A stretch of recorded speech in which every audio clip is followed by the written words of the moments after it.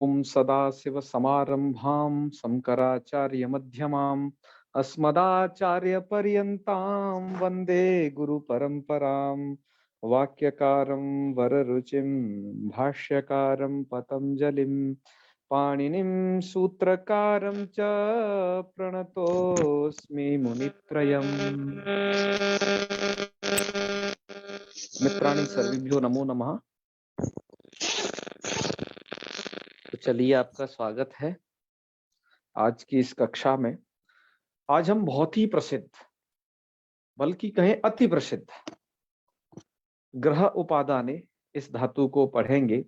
इस धातु का संस्कृत जगत में बहुत ही प्रयोग हुआ है, तो हम उन प्रयोग इस कुछ स्थलों को भी देखेंगे और साथ ही साथ इस धातु की प्रक्रिया क्या है, सभी रूप कैसे बनते हैं, और साथ में ही सभी सही रूपों को हम उच्चारण करके भी यहाँ पर इस वीडियो में आज देखने वाले हैं। तो चलिए आरंभ करते हैं। ग्रह उपादाने, यह धातु आपकी उभयपदी धातुओं में है। अभी तक क्रादिगण में यकारित संज्ञक धातुएं आपको बताई गई थी। यह प्रथम धातु है जो कि स्वरितेत है। स्वरित होने से क्रिया का फल जब परगामी होगा तो परस्मयी पद, आत्मगामी होगा तो आत्मनेय पद। धातु स्वरितेत है, अतः हकार इसका हल हो जाएगा।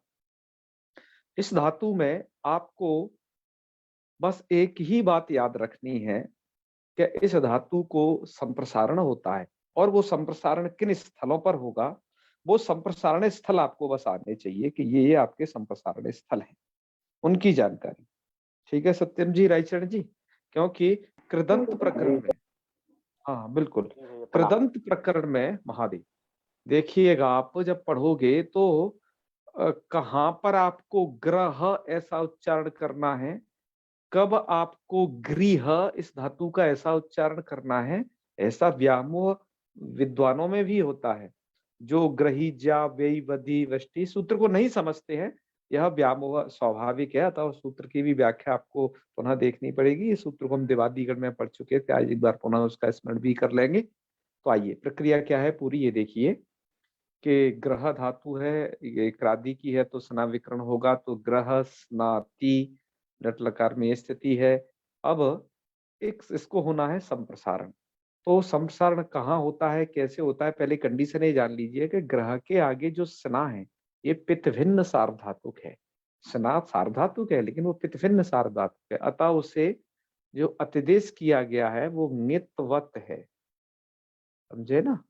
क्या अतिदेश है उसको? ङित्वत, अर्थात ङित्व का उसे अतिदेश है। तो जिसके कारण क्या होगा, ये सूत्र आपने देवादिगण में भी पढ़ा था, उसी स्लाइड को आपको यहाँ पर भी हम प्रदर्शित करते हैं जिससे कि आप उसे देख पाए।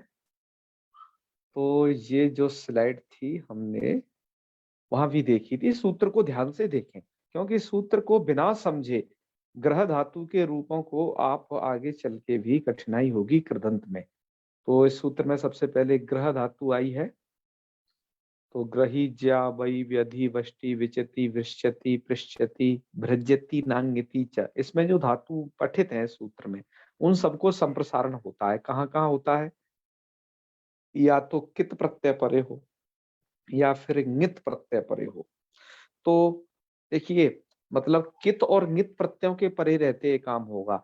इसलिए मतलब जो ग्रह धातु है उसको यदि संप्रसारण कित और ङित के वो हो जाएगा तो वो धातु आपकी बन जाएगी गृह, ऐसी धातु बन जाएगी, है ना? तो देखो रूप चेंज होगा ना इससे। अब जैसे कित प्रत्ययों के उदाहरण आप पढ़ोगे जब कृदंत प्रकरण आएगा, जैसे इसे तवतु प्रत्यय लगाते हो तो इसका क्या बनता है? गृहीतः, ये रूप बनता है। गृहीतः, गृहीतवान, री रहता है, र नहीं रहता। ग्रह ऐसा मत करना, ग्रहीता ऐसा नहीं होता है कभी भी। ठीक है, क्या होता है? गृहीता। और क्योंकि वहां पर कित प्रत्यय के परे रहते होता है इस धातु को संप्रसारण। और जब तब्यत प्रत्यय करते हो तो तब्यत प्रत्यय ना तो कित है ना ङित है, तो वहां पर आपके क्या बनते हैं? ग्रहीतव्य, तो वहां ग्रह ऐसा उच्चारण रहेगा, है ना? तो ये मामूली भेद हैं जो कि आपको कृदंत प्रकरण में भी याद रखने होंगे। वर्तमान में तो आपको यहाँ पर ये ङित प्रत्यय परे है आपका, जो स्ना प्रत्यय है वो ङित प्रत्यय परे है, और सूत्र कहता भी है कि ङित प्रत्ययों के परे रहती भी ये लगेगा। क्या करता है? संप्रसारण करता है। ठीक है, तो अब आ जाइए वर्तमान में लौट के जहाँ चल रहे हैं उस प्रकृति स्थल पर, और इसको अब कार्य करके देखते हैं कि यहाँ पर इसका क्या बनेगा। तो यहाँ पर जो स्ना प्रत्यय है उसे ङितवत अतिदेश किया है। तो अब आप ये समझ लीजिएगा पूरे इस धातु के 10 लकारों के लिए नियम के जहां जहां स्ना प्रत्यय है उसे ङितवत होने के कारण वहां संप्रसारण हो जाएगा, अथवा जिस प्रत्यय को जहां पर ङितवत का अतिदेश कर दिया जाएगा। जैसे जब आप लिट पढ़ोगे तो लिट लकार में क्या होता है? असंयोगात लिटकित, असंयोग से अपित लिट कितवत हो जाते हैं, तो वहां पर कित्व अतिदेश के कारण संप्रसारण आप करोगे, कहाँ? लिट लकार में करोगे। ठीक है, और उसके बाद जब आप यासुट करेंगे तो यासुट ङित है, ङित होने से संप्रसारण होगा, और यह आश्रलिंग में भी संप्रसारण होगा क्योंकि वहां पर भी ये है। उन स्थलों को छोड़ करके अन्य से संप्रसारण नहीं होगा, अन्य जगह आपको ग्रह ऐसा ही इसका स्वरूप सुनाई देगा वहां पर। तो आइए, जब आपने संप्रसारण किया तो संप्रसारण तो जो र है ना इसमें ग्रह धातु में जो र को कर दिया री, ऐसा। और किंतु र में आ था, वो संप्रसारण अच्छा करके पूर्व करके री में ही मिल गया, तो बन जाएगा गृह नाती, और नकार को नकार कर देना है अटकुपांगनम व्यवाय पी से। ठीक है, तो रूप आपका बन जाएगा गृहणाति, इस प्रकार का रूप। ठीक है, अटकुपांगनम व्यवाय पी में रेप से रिकार का भी ग्रहण होता है, इस बात को भी आपको याद रखना है। अतः रिवर्णा नक्षणत्वम वाच्यम की भी बहुत ज्यादा आवश्यकता नहीं रहती है, जहाँ डायरेक्ट री के बाद ये परे होता है नकार, तो वहां पर भी विद्वान लोगों ने क्या किया है कि र से ही री का ग्रहण करा करके रिवर्णानुष्णत्वम वाच्यम की अनुपयोगिता ही सिद्ध की है, इस बात को भी जाने रहना। तो गृहणाति यह रूप बनेगा। आगे के रूप सभी कैसे बनेंगे वो हम बनाएंगे ही, अभी मूल में जो रूप दिए हैं हमारी पद्धति है हम उसी तरीके से चिंतन करेंगे। अब ये रूप दिया है गृहणीते, तो गृहणीते में क्या प्रयोग है पूरे कि यहाँ पर आत्मनेपद है, और आत्मनेपद में भी आपका स्ना प्रत्यय है तो ङित है ही, तो यहाँ पर भी गृहणीते यह रूप बन जाएगा। उसके बाद बहुत ही एक अति प्रसिद्ध रूप है जगग्राह, तो ये कैसे बनेगा? ग्रह ग्रह द्वित्व कर लेना, लिट लकार का रूप है ये। और आप जानते हैं कि जो तिप्सिम मिप है, इन जगह पर जो नल उस सब होता है तो तिप के स्थान पर नल होता है, तो तिप्सिम मिप को छोड़ करके मतलब नल थल और फिर एक नल उत्तम वाला, इन जगह पर बस आप संप्रसारण नहीं कर पाओगे तो ग्रह ग्रह द्वित्व कर लेना, और यहाँ पर रूप जो है ग्रह और कोहश्चु करके जगग्रह, और ग्रह में जो इधर अनभ्यास में जो आकार है उसे अतुभया से वृद्धि करके जगग्राह ये रूप बनाइएगा। तो जगग्राह का मतलब है ग्रहण किया, क्योंकि ग्रह उपादान है, उपादानम नाम ग्रहणम, उपादान कहते हैं ग्रहणम को, है ना, ग्रहण करना, लेना, इस अर्थ में इस धातु का प्रयोग होता है। तो देखिए जगग्राह का हमने कहाँ प्रयोग किया गया है इसको आप देखिएगा, आप तो साहित्य शास्त्र खूब पढ़ते हैं, खूब वहां पर इनका सबका प्रयोग विज्ञान है। तो एक बड़ा ही प्रसिद्ध पद्य है नाट्य शास्त्र का वहां पर लिखा हुआ है कि जग्राह पाठ्यम ऋग्वेदात सामभ्यो गीतमेव च यजुर्वेदात अभिनयान रसान अथर्वणादपि। नाट्य शास्त्र के प्रथम अध्याय का ही 17वां श्लोक है ये कि जग्राह पाठ्यम ऋग्वेदात, कि कि इस नाट्य की रचना कैसे हुई, नाट्य शास्त्र में क्या क्या चीजें मिली हुई हैं। तो भरत मुनि जो कि नाट्य शास्त्र के प्रथम जन्मदाता कहे जा सकते हैं, तो उन्होंने नाट्य शास्त्र लिखा है, तो उसके प्रथम अध्याय में ये बातें हैं कि नाट्य ऐसा नहीं है कि नाट्य को कोई अवैदिक न समझे, नाट्य पद्धति को वो लिखते हैं ये वैदिक पद्धति है नाट्य, और प्रथम अध्याय में बड़ा ही महत्व वर्णन है और लिखते हैं को जग्राह पाठ्यम ऋग्वेदात, ऋग्वेद से तो इस नाटक में पाठ्य अर्थात ये संवाद लिया गया है, ठीक है, पाठ्य वस्तु वहां से ली गई है। और सामभ्यो गीत में वचन, सामवेद से गीत लिए गए हैं, गान विद्या सामवेद से आई है नाटक। यजुर्वेदात अभिनयान, यजुर्वेद से अभिनय आया है, क्योंकि वहां कर्मकांड पद्धति है ना पूरी, तो उससे अभिनय आया है। और रसार अथर्वणादपि, और रस, रस कहां से आया है कि अथर्ववेद से रस की उत्पत्ति हुई है, ऐसा लिखते हैं आपके भरत मुनि नाटक के विषय में। तो बहुत ही अच्छा है नाट्य शास्त्र का, कम से कम आप ज्यादा ना पढ़ें तो प्रथम अध्याय इसका अवश्य पढ़ लें। मुझे बड़ा अच्छा लगा, मुझे अभी तक ऐसा संयोग नहीं मिल पाया था नाट्य शास्त्र को पढ़ने का, लेकिन इस बार मैं जब अखिल भारतीय नाट्य महोत्सव जो कि इस बार भोपाल में आयोजित हुआ था स्वर्ण जयंती सभागार में, तो वहां पर मुझे जाने का अवसर प्राप्त हुआ एक को डायरेक्टर के तौर पर। तो फिर मैंने नाट्य शास्त्र का प्रथम अध्याय पढ़ा और संयोग से वो आपकी बहुत सारी परीक्षाओं में लगा हुआ है, तो कम से कम नाट्य शास्त्र का प्रथम अध्याय तो सबको पढ़ना चाहिए, बड़ा ही मनोरंजन है उसमें। तो आइए आगे बढ़ते हैं। हमने जग्राह रूप के दृष्टि को आपको दिखाने के लिए कि आपको शास्त्रों में ऐसे प्रयोग मिलेंगे तो उनको आप कैसे पकड़ेंगे, उसके लिए बस आपको ये दिखाया था।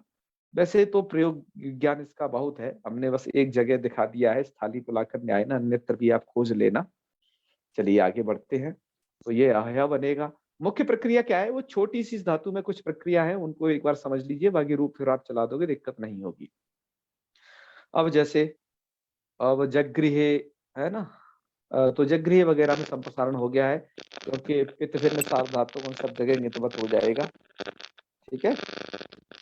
प्रकाश जी आपकी तरफ से कुछ खिरखिर जैसी आवाज आती है, रेडियो जैसी, ऐसा क्यों आती है मुझे पता नहीं, कहीं आपके जो ये ईयरफोन है इसमें कोई दिक्कत तो नहीं हो गई, एक बार से चेक करना, ठीक है। ठीक है, आगे सुने अब।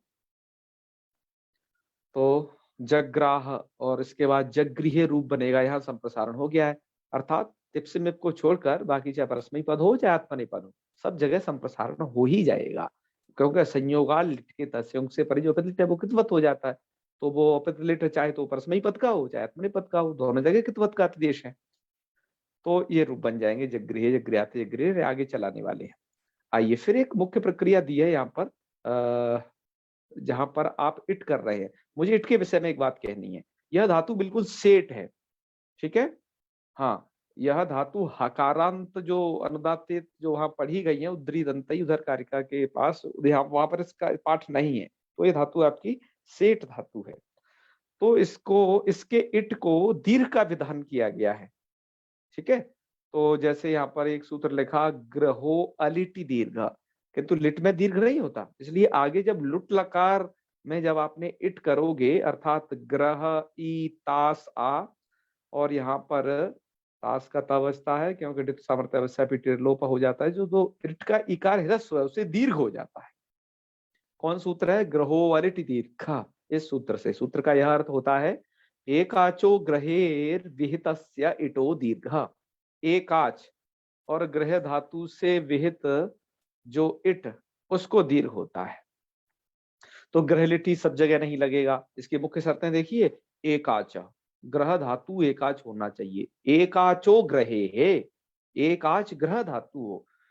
तो भैया कह रहे धातु तो एक ही वाली है ग्रह धातु, इसमें अनेकच है कहाँ, तो भैया यहाँ नहीं है तो क्या, लेकिन जब आप इसे ऋजंत सन्नंत यंगंत यंगलोगंत के रूप बनाओगे तो वहां पर धातुएं अनेकच वाली हो जाती हैं।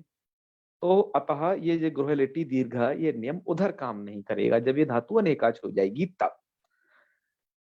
और वह उसी से विहित होना चाहिए ग्रह धातु से इट, ठीक है, उसको दीर्घ हो जाएगा, लेकिन न तो लिटी, किंतु लिट में भी यह नियम काम नहीं करेगा। तो लिट में आप देखो कहीं पर भी दीर्घ नहीं हुआ। तो लिट लकार के रूप यहाँ उत्तर भारत के संस्करणों में तो नहीं दिए है, लेकिन दक्षिण भारत के उस संस्करण में जग्रहिता जग्रहिषे ये दो लिट लकार के रूप दे करके दर्शाया गया है कि यहाँ पर लिट में जो इट था उसको दीर्घ नहीं हुआ है। जग्रहित में इकार जो है इट का इकार है। हाँ, दीर्घ कहाँ होगा, जैसे आपको बताया ग्रहीता। तो ग्रह उपादान धातु, देखो यह बिल्कुल संप्रसारण नहीं हुआ, क्योंकि आपका जो तास है, क्योंकि ग्रह के आगे तास प्रत्यय है, वो तो ना आपका कित है ना अंगित है, तो काहे को संप्रसारण होगा, नहीं होगा। तो ग्रहीता रूप दिया है, आगे बनेंगे ग्रहीष्यति इत्यादि, लेकिन इसको वो दिए नहीं है, उनकी चर्चा हम आगे कर लेंगे, ठीक है। उसके बाद है लोट लकार। तो लोट लकार में भैया गृहणातु ये रूप दे दिया है, बस एक ही। लेकिन आगे एक रूप और दिया है सिप का, वहां पर आपको स्मरण में दिला है कि हल स्न सानझौ इति स्नह सानजादेश और गृहाण, यह रूप बनेगा। अर्थात क्या प्रक्रिया है, आप इस प्रक्रिया को जानते हैं, आपने इस प्रकार के रूप पहले भी बनाए हैं, ठीक है, इस क्रादिगण के अंतर्गत ही बनाए हैं। तो वो देखिए ग्रह स्ना और लोट, लोट के स्थान पर सिप का सी बचेगा, ग्रह स्नाति यह स्थिति होगी।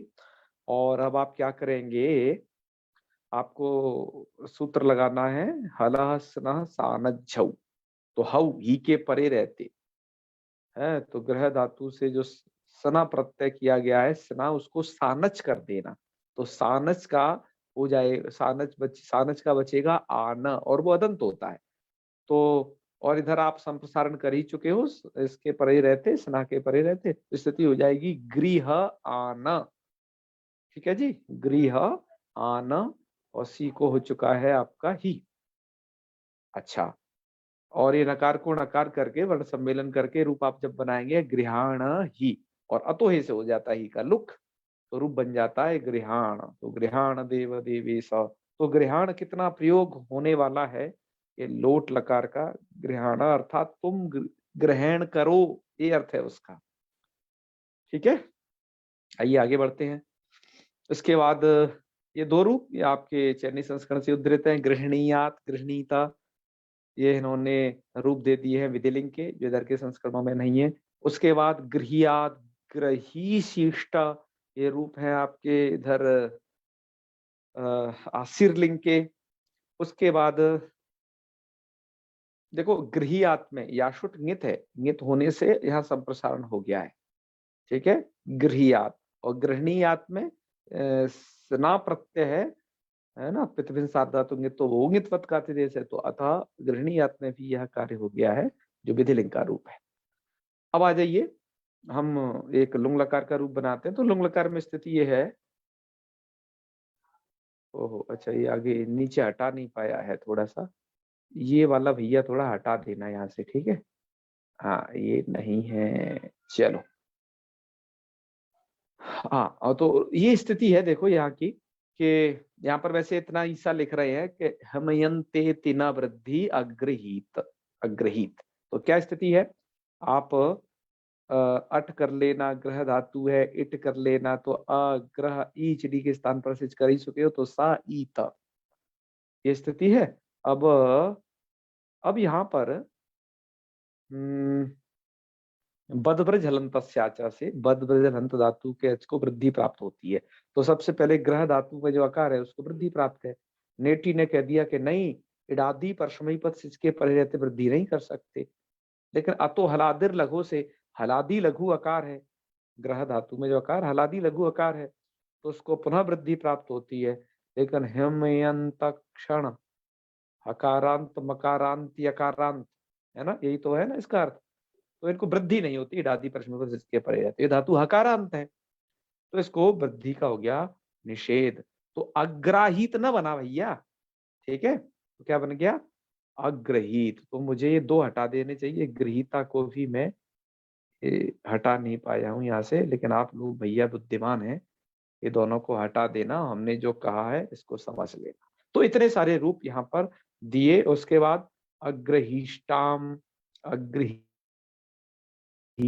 ये रूप दे दिए, और इधर फिर अग्रहिष्टाम, अग्रहिष्टा, ये अग्रहिष्टा उधर का रूप है आपका आत्मनेपद का, ठीक है, अग्रहिष्ट अग्रहिष्टाम अग्रहिष्टा। चलो, तो ये रूप आपके आत्मनेपद के दे दिए हैं। अब आइए अन्य रूप क्या बनते हैं, सबसे पहले और रूपों की प्रक्रिया सुधा व्याख्या से जान लेते हैं, फिर हम सभी रूपों को जितने भी हैं उनको चला लेते हैं, और बाद में इसका हम उपसर्गों के सहित कैसे प्रयोग होता है ये भी हम देखते हैं।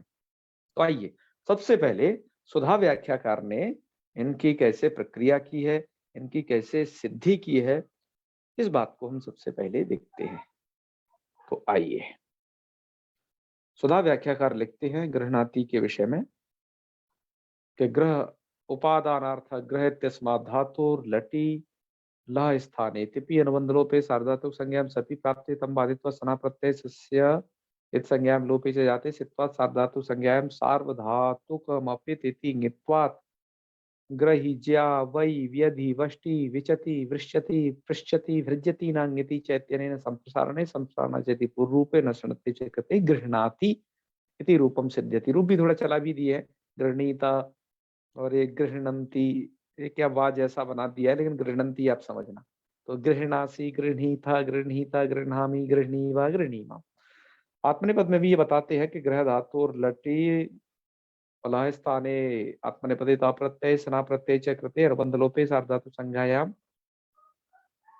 और नित संज्ञायां से नित्वत उपदेश कर दिया गया। ये कह रहे हैं संज्ञायां च सत्यम संप्रसारणे पूर्व रूपे च जाते ई हल्लेगो इति इकारा देसे नश्यणत्वे च कृते गृह्णीते। ई हल्लेगो का मतलब स्ना के आ को इकार, ठीक है।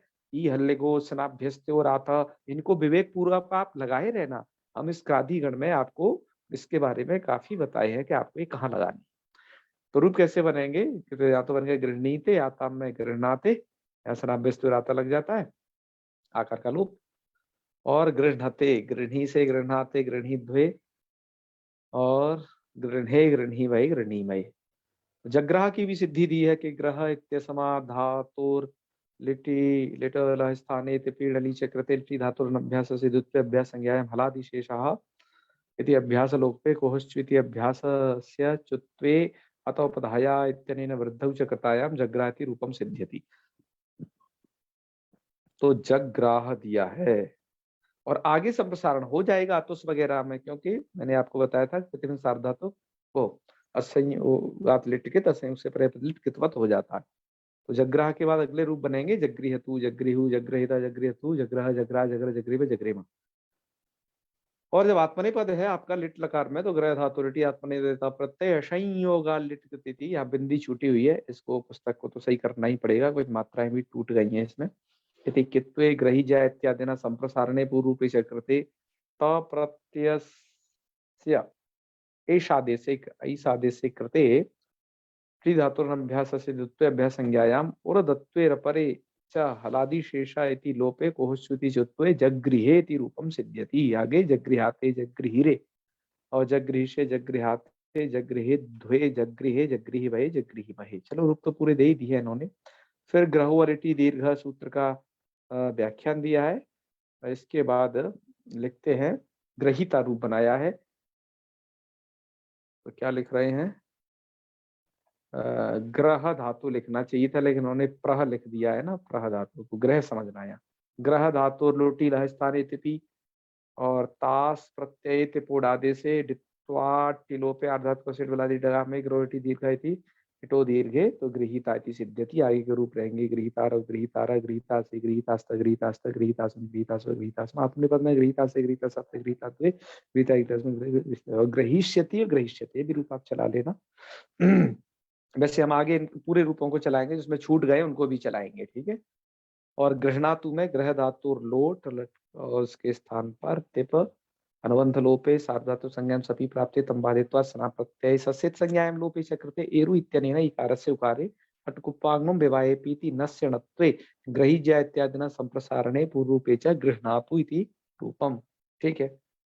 और गृह्णीतात गृह्णीताम गृह्णन्तु, गृहाण में देखिएगा ये लोट का रूप है, उत्तम वो मध्यम पुरुष का एक वचन का, ये आपको आना चाहिए और काफी प्रयोग होता है। ग्रह धातु लोटी मध्यम पुरुष एक वचन से पी अनुबंध लोपे से पेचयति सी को या दे से और क्रादिव्य स्नायति स्ना प्रत्यय स्ना पे बाद में कर रहे हैं। अच्छा, अनुबंध लोपे सित्वा सार्वधातुकत्वे और दित्व संप्रसारणे च हलः ङित्व संप्रसारणे च और हलस्न सानज्झौ इति सानचादेशे सत्संज्ञां लोपे से आते न सिणत्वे और अतो हे इति हेर लुकी कृते, क्या बन जाएगा? गृहाण। वही अगले पेज पे इन्होंने दे रखा होगा। आइए अगले पेज को देखते हैं। तो देखिए अग्रिम पेज पर इसकी गृहाण इति सिद्ध्यति, है ना, ऐसा लिखा। आगे के रूप गृहीतात, गृहीतम, गृहीता, गृह्णानि, गृह्णाव, गृह्णामा। चलो बिल्कुल सही दिया है। फिर है इधर गृहीताम, एक रूप दिया आत्मनेपद का, लोट लकार का। तो गृह धातु और लोटी आत्मनेपदे ता प्रत्यय प्रातिभ्य सनति सना प्रत्यय अनुबंध लोपे संप्रसारणे ई हल्ले गो इत्यनेन इकारा देशे एटे ऋत्वे च कृते आमेता इति, ये क्या लिखना चाहते हैं? आमेता से आम हो जाएगा, इति आमी। तो गृहीताम, ठीक है। तो गृहीताम, गृहणाताम, गृहणताम, गृहणीश, गृहणाताम, गृहीध्वम, गृहई, गृहणावहई और गृहणामहई, ठीक है। लंग लकार है तो अग्रहणात, अग्रहणीता इतना ही दिया है, ठीक है। आगे रूप हम पूरे बनाएंगे, इनको चिंता न करें आप। विधिलिंग में गृहणीयात, गृहणीता ये बनेंगे। इधर गृहियात बन जाएगा आपको आशीर्लिंग में। तो यासुर प्रश्नपदे सुधातु निश्चयति यासुर डागमे नंदलोपे कदासिति यासुटा कित्वे ग्रही ज्या बाई व्यदि दृष्टि व्यदि यदि संप्रसारणे और संप्रसारण चेति पूर्व रूपे इसको शिवाद्रंते चेति सलोपे और गृहियात ये बन जाएगा। तो गृहियात गृहसम वाह सभी चला दिए। और ग्रही शिष्टा कैसे बनेगा? ये भी आत्मनेपद का, ये आत्मनेपद का रूप है और आशीर लिंग का रूप है। तो ग्रह धातु आशीर लिंग आत्मनेपदिता प्रत्यय लिंग स्यूट इति स्यूड आगमे उठावितौ तयोर लोपे च और लोपे विवर्बली इत्यनेन य लोपे कृते शुट्तितो इति तकार शुटागम नंद लोपे अर्धकृष्टबलादि आगमे और ग्रहो लिटि दीर्घ इत्यनेन द्वयोः ग्रहो अलिटि दीर्घ इति दीर्घे। हाँ चलो ठीक है, दीर्घे, दीर्घे के बाद है द्वयो सकारयो, मतलब इट को दीर्घ करना है ना, इति दीर्घे मतलब इटह दीर्घ। फिर द्वयो शकार है, उसमें जो दो शा है, एक तो यासुट का सा, एक सुट का सा, उनको शत्व ष्टत्व च कृते ग्रहीशिष्टा इति सिद्ध्यति। तो ग्रहीशिष्टा ये बनेगा। तो यहाँ संप्रसारण नहीं हुआ, ध्यान रखना, ठीक है। क्योंकि ष्यूट प्रत्यय में कित की कुछ भी योग्यता धारण नहीं करता है वो इधर आत्मनेपद में। तो ग्रही शी आस्तान, ग्रही शीधन, ग्रही शिष्टा, ग्रही शी आस्तान, ग्रही शीध्वम, ग्रही शी, ग्रही शी वही, ग्रही शी में। और इधर आपका बनाया है इन्होंने अग्रहीत, ये आपने लुंग लकार में आपको बताया ही था कैसे बनेगा, फिर भी इसमें देख लीजिए कैसे बना रहे हैं विद्वान। तो लिखते हैं इसके विषय में कि ग्रह धातु और लुंगी लहस्थाने तिपि अनुबंध लोपे अडागमी चक्रते चिली लुंगी ती चलऊ जले से चादे से चावितौ और लोपे च कृते अर्धातु कश्चिर बलादे ईडागमे तिपाही कारस्य लोपे तस्य प्रति संज्ञायाम अस्ति स्यो प्रकृते इत्यनेन ईडागमी चक्रते इति इत्यनेन सलोपे सजलोपस्य असिद्धत्वात् सवर्ण दीर्घे। पूरी बात लिखी है अब तक से। वद वृहन्तस्या च इति प्राप्तायाः वृद्धे नेटि इत्यनेन निषेधे और तो हलादिर लगो इति वृद्धौ प्राप्तायाम, लेकिन उसका भी क्या होगा? यम्यन्तक्षण जागृनिषेधिताम इत्यनेन निषिद्धे अग्रहीत इति सिद्ध्यति। बहुत अच्छे। फिर आगे लिखते हैं गृहिष्टाम प्रयोग के विषय में। ग्रह धातु से तस और अडागम श्री लुंगी श्री सिच एचावितौ उदयोर्लोपे तस्तस्य पान्तन्तामा इति तस्को तामादेशे सिचः शस्यार्धातुकस्य डागमे च कृते ग्रहो लिटि दीर्घ इति इटो दीर्घे शत्वे ष्टुत्वे वृद्ध्यभावे च अग्रहीष्टाम इति सिद्ध्यति। ठीक है, आगे बनेंगे अग्रहीषु, अग्रही, अग्रहीष्टम, अग्रहीष्ट, अग्रहीषम, अग्रहीष्व, अग्रहीष्म। ठीक है, और आत्मनेपद में बना रहे हैं अग्रहीष्टा बन जाएगा। ग्रह धातु लुंगी लुंगुल स्थाने आत्मनेपदिता प्रत्यय डागमे श्री लुंगिति चलौ चले से चादे से चावितौ देवर लोपे च सिचः सस्य इडागमे कृते ग्रहो लिटि दीर्घ इति दीर्घादेशे शत्वष्टत्वे अग्रहीष्ट इति सिद्ध्यति। और आगे अग्रहीशातम वगैरह ही बना लेना।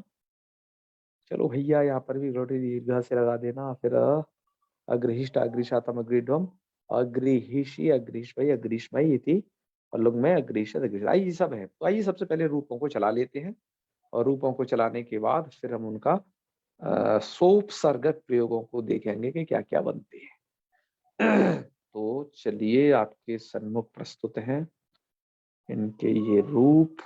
चले उच्चारण करते हैं। गृह्णाति गृह्णीता गृह्णन्ति गृह्णासि गृह्णीथा गृह्णीथा गृह्णामि गृह्णीवः गृह्णीमा। आत्मनेपद में गृह्णीते गृह्णाते गृह्णते गृह्णीशे गृह्णाते गृह्णीध्वे गृह्णीध्वे और गृह्णे गृह्णीवै गृह्णीमयि। तो हकार के बाद नकार उच्चारण करना है, ठीक है ना। हाँ, उसके बाद लिट है तो जग्राह जगृहतु जगृहु जग्रहितः जगृहतु जगृह जग्राह जग्रह जगृह जगृमा। आत्मने पद में जगृह जगृहाते जगृहे जगृषि जगृहाते जगृध्वे जगृध्वे और जगृहे जगृहवै जगृमय। लुट है तो गृहीता गृहीतारौ गृहीतार गृहीतासि गृहीतास्त गृहीतास्त गृहीतास्मि गृहीतास्व गृहीतास्मा। आत्मने पद में गृहीता गृहीतारौ गृहीतार गृहीतासे गृहीतासाथे गृहीताद्वे गृहीताहे गृहीतास्वहे गृहीतास्महे। लृट में गृहीष्यति गृहीष्यतः गृहीष्यन्ति गृहीष्यसि गृहीष्यतः गृहीष्यथा गृहीष्यामि गृहीष्यावः गृहीष्यामा। आत्मनेपदे तो गृहीष्यते गृहीष्येते गृहीष्यन्ते गृहीष्यसे गृहीष्येते गृहीष्यत्वे गृहीष्ये गृहीष्यावे गृहीष्यामहे। लोट में है गृह्णातु गृह्णीतात गृह्णीताम गृह्णन्तु गृहाण गृह्णीतात गृह्णीतम गृह्णीता गृह्णानि और गृह्णावा गृह्णामा। आत्मनेपद में गृह्णीताम गृह्णाताम गृह्णताम गृह्णीस्व गृह्णाताम गृह्णीध्वम गृह्णै गृह्णावै गृह्णामहै। ये हो गया लोट तक। अब लोट से आगे आई देखिए लंग लकार में। तो लंग लकार में आपके रूप होंगे अगृह्णात अगृह्णीताम और अगृह्णन। इसके बाद है अगृह्णा अगृह्णीतम अगृह्णीता अगृह्णम अगृह्णीवा अगृह्णीमा। आत्मनेपद में बनेंगे अगृह्णीता अगृह्णाताम अगृह्णता अगृह्णीता अगृह्णाताम अगृह्णीध्वम अगृह्णी अगृह्णी वही अगृह्णी मही। विधिलिंग में गृह्णीयात गृह्णीयाताम गृह्णीयु गृह्णीया गृह्णीयातम गृह्णीयाता गृह्णीयाम गृह्णीयावा गृह्णीयामा। आत्मनेपद है तो गृह्णीता गृह्णीयाताम गृह्णीरन गृह्णीता गृह्णीयातम गृह्णीध्वम गृह्णीय गृह्णीवै गृह्णीमयी। अब आइए आशीर्लिंग में। तो आशीर्लिंग में गृह्यात गृह्यास्ताम गृह्यासु गृह्याः गृह्यास्तम गृह्यास्ता गृह्यासम गृह्यास्व गृह्यास्मा। आत्मनेपद है तो ग्रहीशिष्टा ग्रहीशियास्ताम ग्रहीशीरन ग्रहीशिष्टा ग्रहीशियास्तम ग्रहीशितुम ग्रहीशीय ग्रहीशीवै गृहीमयी।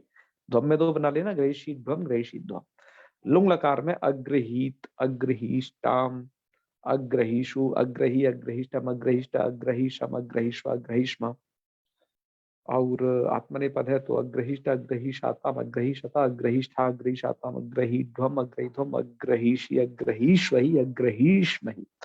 लृंग लकार में अग्रहीष्यत अग्रहीष्यताम अग्रहीष्यन अग्रहीष्यः अग्रहीष्यतम अग्रहीष्यता अग्रहीष्यम। तो अग्रहीष्यम क्योंकि यहाँ पर अग्रहीष्याम तो अग्रहीष्यम और अग्रहीष्याव अग्रहीष्यामा। आत्मनेपद है तो अग्रहीष्यता अग्रहीष्येताम अग्रहीष्यन्ता अग्रहीष्यथा अग्रहीष्येताम अग्रहीष्यध्वम। हलंत कर देना, यहाँ थोड़ा इनसे मिसप्रिंट हो गई है। अग्रहीष्यध्वम और अग्रहीष्य अग्रहीष्यावै अग्रहीष्यामहि। ये रूप बनेंगे आपके सभी के सभी। इसके उपसर्ग सहित कैसे प्रयोग होते हैं, बड़ी प्रसिद्ध प्रयोग हैं, आइए इनको भी देख लेते हैं। तो जब यह ग्रह धातु अनुपसर्ग से युक्त है तब इसका अनुग्रह अर्थ हो जाएगा। उदाहरण में देखिए, दयालवः प्राणी मात्रम अनुग्रहणन्ति। जो दयालु लोग हैं वो प्राणी मात्र पर अनुग्रह करते हैं, तो अनुग्रहणन्ति अनुग्रह अर्थ हो जाएगा। अरे वाह। प्रति उपसर्ग लगा दोगे तो प्रतिग्रह अर्थात स्वीकार करना। तो दीनाः दानम प्रतिगृह्णन्ति, दीन लोग दान को स्वीकार करते हैं। वी लगा दोगे तो वी का विग्रह और युद्ध अर्थ भी होता है, दो अर्थ होंगे इसके। तो जैसे पहले विग्रह अर्थ को उदाहरण में देखेंगे कि अध्यापकस् छात्राणाम बोधाय समस्तम पदम विगृह्णाति। अध्यापक छात्राणाम बोधनाय बोधन के लिए समस्तम पदम, जो समस्त पद है कादम्बरी जैसे, उनको विग्रहणाति, उनको विग्रह करता है, उनको अलग अलग करता है। और दूसरा अर्थ क्या था? युद्ध। युद्ध अर्थ में देखिएगा, सूरा युद्धे शत्रुन विग्रहणंती। सूर युद्ध में शत्रुओं को क्या करते हैं? विग्रहणंती, शत्रुओं से है युद्ध करते हैं उसमें।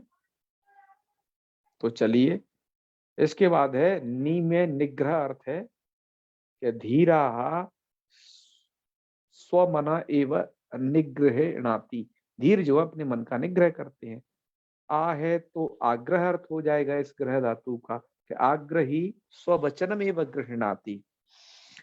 अब है अवग्रह अर्थ हो जाएगा, अब का अवग्रह अर्थ।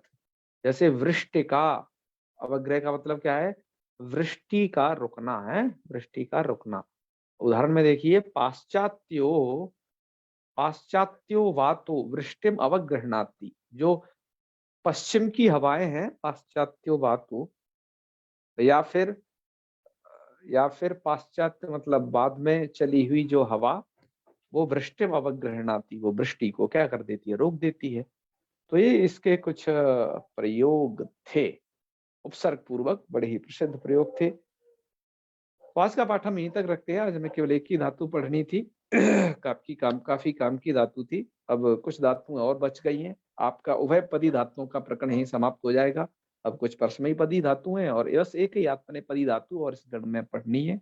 तो फिर ये गण भी समाप्त हो जाएगा इसके अनंतर। तो ठीक है, समापन करें जी यहीं पर। चलिए करते हैं। ओम सर्वे भवन्तु सुखिनः, सर्वे सन्तु निरामयाः, सर्वे भद्राणि पश्यन्तु, मा कश्चित् दुःखभाग् भवेत्। ओम शांति शांति शांति। सर्वेभ्यो नमो नमः। शुभ रात्रि। प्रणाम गुरु जी। जी जी, प्रणमामि। हर हर महादेव। जी।